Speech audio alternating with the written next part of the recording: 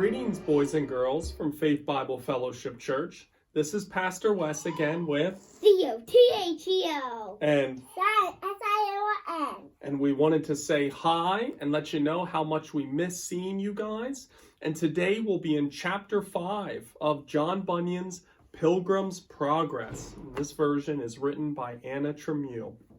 Today, in chapter 5, Christian goes through 2 dark valleys. It's one where he meets a dragon called Apollyon. Are you guys ready? And he fights him and he... Well, why don't we wait till the story? Can we listen to the story? Mm-hmm. All right. Chapter 5, Through Dark Valleys. Christian had only walked a short distance when he entered the Valley of Humiliation. He saw a huge evil monster named Apollyon coming toward him. He was covered with scales like fish. He had wings like a dragon, feet like a bear, and a mouth like a lion. Out of his stomach poured fire and smoke. Christian was scared to death and felt like running away, but he quickly decided to stand his ground. "Where are you from?" growled Apollyon. "I've come from the city of destruction, which is a place of evil," Christian answered. "I'm the prince of that city, so you are my subject.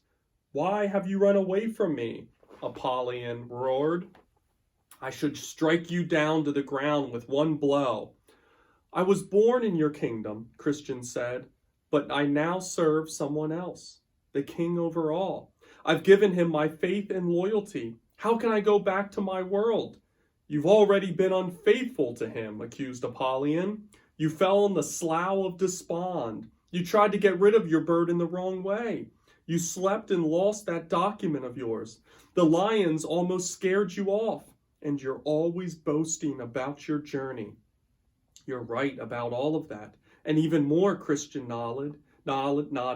"Yet my king is kind and has forgiven me. Serve me instead. My pay is better." "I know what you pay, Apollyon," Christian declared. "You pay the wages of sin, which is death." Then the evil monster became very angry. "I'm the enemy of this king," he said in a rage. "I hate him, his laws, and his people. Prepare to die." "Be careful, Apollyon," warned Christian as he held up his shield. "I'm on the king's highway, the holy way."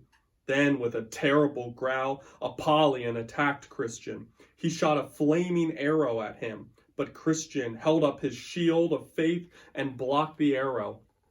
The monster kept shooting arrows at Christian, wounding him in many places. The battle lasted half a day, and Christian grew weaker and weaker as he fought valiantly with his sword. Finally, Apollyon rushed toward Pilgrim and wrestled him to the ground. Christian's sword fell out of his hand. "I'll win the battle," the evil creature yelled as he almost crushed Christian to death. "Not so fast, my enemy," Christian gasped as he made a last desperate effort and grabbed his sword. "Though I've fallen, I shall rise." With that, he gave Apollyon a deadly thrust upward into the monster's stomach. Apollyon howled in pain and stumbled backwards. Christian quickly attacked him a second time, crying out, "No, in all these things we are more than conquerors through Christ who loved us." At that, the evil one spread his wings and flew away across the Valley of Humiliation. Christian didn't see him anymore in the valley. Christian wearily sat down to rest. A hand came to him with leaves from the tree of life. Christian used the leaves to cover the bleeding cuts and wounds on his body, and they were healed right away. "The king strengthened me against Apollyon and healed my wounds," Christian said thankfully. Then he took a drink and ate some bread. When he felt a little stronger, he got up. With his sword drawn, he left one valley to enter another. Daddy? Scarier than the one he just left, and more lonely. Hey, Dad. Yeah? What else was the last one? Well, he's gone from the Valley of Humiliation. Now it says, as he arrived at the Valley of the Shadow of Death, 2 men ran toward him. "Go back quickly," they cried, "if you value your life or peace. Come with us." "Why?" asked Christian. "What's the matter?" "The valley is as dark as night. It's the most awful place." They trembled. "It's full of terrible creatures which all howl and yell in misery. It's really scary."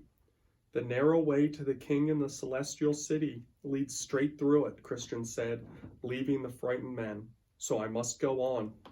The pathway was dark and very narrow. On one side there was a deep ditch, on the other side a dangerous swamp. Christian was afraid and took one small step after another, very slowly. Screams filled the air. Flames and puffs of smoke shot up all around him through the creepy fog. It was more frightening than anything he had experienced so far. He realized that he couldn't fight this danger with his sword, so he pulled out another weapon of his armor, called all prayer. He prayed, "Oh Lord, please deliver my soul."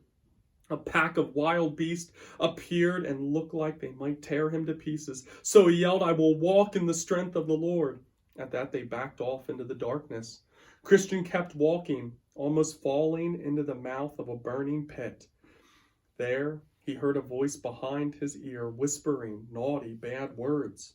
Was it one of the wicked ones whispering the horrible thoughts? Or did the words come from his own mind? Oh, how troubled Christian was to think that he could have such terrible thoughts against the Lord he loved. Christian was more confused and discouraged than he had ever been in his life, but he kept on walking as carefully as he could along the narrow path. After some time passed, Christian thought he heard a voice up ahead saying, "Even though I walk through the valley of the shadow of death, I will fear no evil, for you, Lord, are with me." Christian was glad that another pilgrim who loved Jesus was in this valley. He called out to him, but there was no answer. Christian hoped that he could catch up soon with him. Time passed and morning came. Christian looked back to see what dangers he had gone through in the darkness. Now he saw more clearly how narrow the path was that led between the ditch and the bog. He saw the fearful creatures in that burning pit. Then Christian looked ahead on the path before him. It was full of even more dangers, traps, pits, deep holes. But Christian began singing, "Christ's lamp shines on my head, and by his light I go through darkness." As he walked on, Christian finally came to the end of the dark valleys. And that is the end of chapter 5.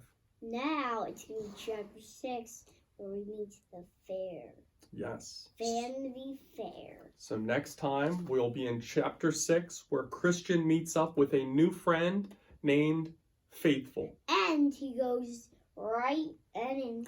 Let's say we'll see you next time. And we'll see you next time. And he goes to Vanity Fair, where they don't like Christians. All right. Say see you next time. See you next time.